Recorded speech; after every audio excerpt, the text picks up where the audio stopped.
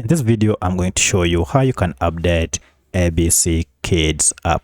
If you find this video helpful, I kindly request that you support me by liking the video and also by subscribing to this channel. Now, by updating your ABC Kids app, you'll be able to get the latest features that comes with this app. You'll also be able to fix any errors that are associated with your app, as well as fix any security issues. So let's get into it.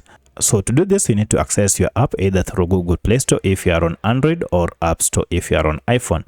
For my case, I'm on Android, and therefore I'll go ahead and tap on Google Play Store and then search for ABC Kids.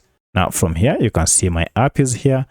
If I tap on it, now you see we have an update that is available. This means we have another version that is latest. So to get it, go ahead and tap on update, and this will go ahead and download the latest version of ABC Kids app and then install it on your smartphone. Now at this point, you'll have now the latest version with the latest features, and you can now comment and tap on play to launch it.